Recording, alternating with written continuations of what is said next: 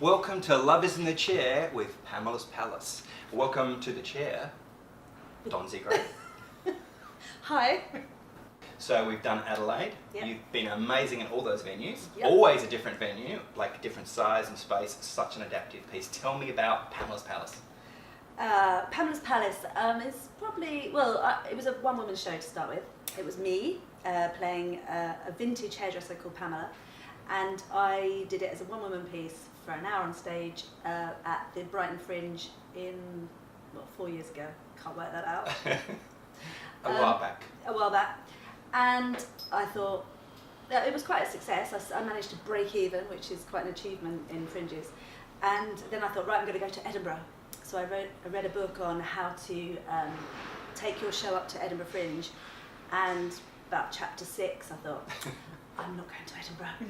This was 4 years ago, and you needed minimum £7,000, and I'd rather hold on to my house at that stage. So I bottled it and I did Camden Fringe. Little did I know, I was also working for Interactive Theatre International, is that the way around? And I was playing the part of Sybil in their show 40 Towers, the dining experience, and I was having this wonderful career touring around the world and everything, but I needed more, so I wrote the show, and little did I know they came to watch it in Brighton.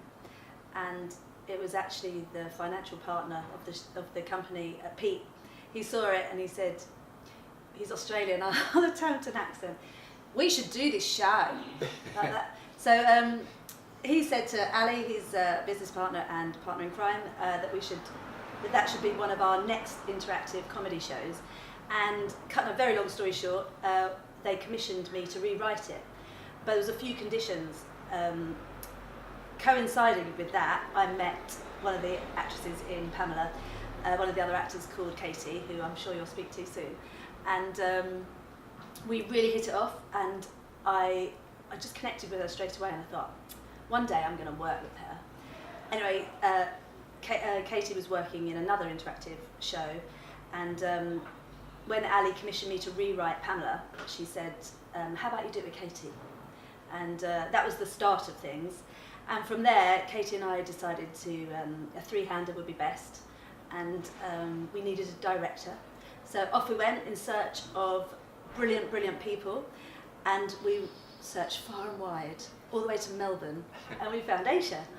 And so the three of us came together and we devised from scratch. We kept the very basic premise of Pamela in a hairdresser's, but we brought her bang up to date, where she'd been a vintage 60s hairdresser to start with, and she'd been very pun heavy and the reason I chose a hairdresser was because they're a therapist and a gossip all wrapped in one, and I thought that was a good premise to communicate with the audience.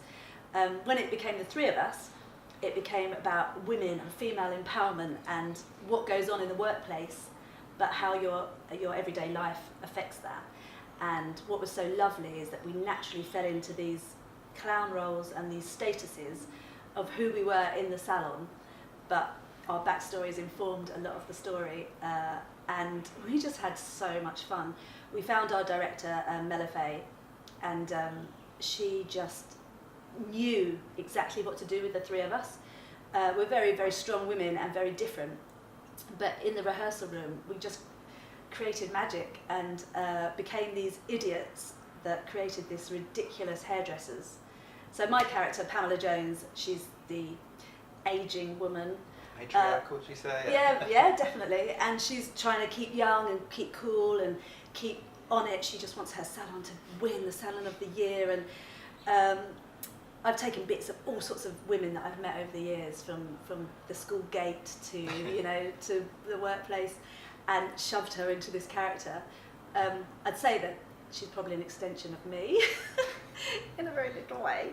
Just So yeah, that's how we all came together. And Pamela's Palace is basically about three women in a hair salon, cutting hair, but also unfolding their own insecurities, mixed with over-bleached highlights and lots more fun with it. So I've been lucky enough to see the show a couple of times, Yeah. in a couple of different venues. Have What you? I love about the show, Pamela's Palace, is I guess the immersive nature of it is the fact that you bring the audience into the show and every night it's different. So there's that catch of I'm part of the show? And do you find that that's something you're trying to allow to happen, or is what's the process there? Yep.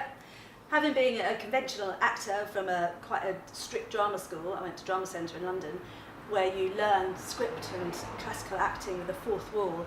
We rip that apart, and what's been so empowering for me and liberating is the other two actresses come from a quite strong clown background, and they've educated me, and it's just been, we thrive on our audience.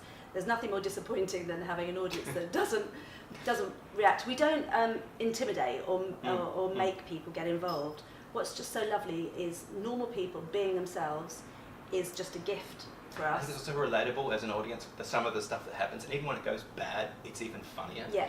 It's just you kind of, I like that about the show a lot. We try to embrace that if something does go wrong, which as it often does, especially in fringe theatre.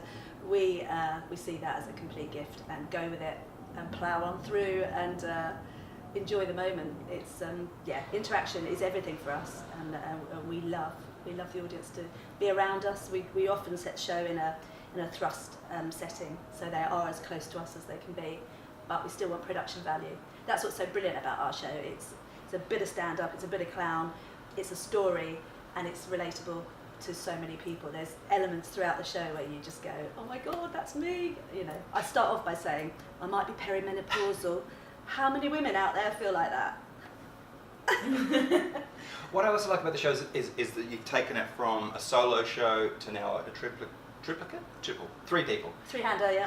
So can it keep evolving? Like, it looks like a show that can go even bigger and wider. And what do you see as the future for Pam's Palace? Is it? I don't think it's just a fringe show. What more could it be, or what more are you thinking of? We got very excited when The Scotsman in Edinburgh last year quoted us as an outstanding comic sitcom creation, and that's been my dream all along. As much as I love performing live theatre and touring different parts of the world, I do see it as quite as a TV sitcom. I think these characters are so relatable and trying so hard in life that it creates humour. So from the sort of same background as, I don't know, Gavin and Stacey, or a bit of Fleabag, Smack the Pony, Kath and Kim, that kind of thing. It's feel-good factor, really good, really good, fun TV, but with a message. We're all feminists, terrible feminists, I might add. You know, the girls. Flying the flag kind of at some mast. Yeah, definitely. There's some things where, you know, I'm the worst. I'm the feminist that still wants you to hold the door open for me. Gladly. Could it be like maybe moved into a musical space as well? Because there are a lot of musical pieces in there, which I love the Sheep one. I don't want to give too much away, but there's some great pieces in there. Is there a chance to expand that into some kind of a musical piece as well? Definitely. We've had promoters watching the show that said, oh, this could be the next Legally Blonde. I can't quite see 3 females filling a West End stage, but yeah, you're right, we have original music and we have a lot of singing and dancing in the show, so it's got that exciting sort of cabaret element to it. And it could evolve. You could strengthen the story, not strengthen, but elaborate on the story to have more cast members. We talk about people in our lives and they could become actual characters. And yeah, you could see it as Priscilla, Queen of the Desert, or Legally Blonde on a West End stage as a part of a big production. You know, but baby steps, TV first, then West End musical. Well, I hope that was behind the scenes taste of Pamela's Palace with Donna Gray on the Lover's Couch. Lovers in the chair.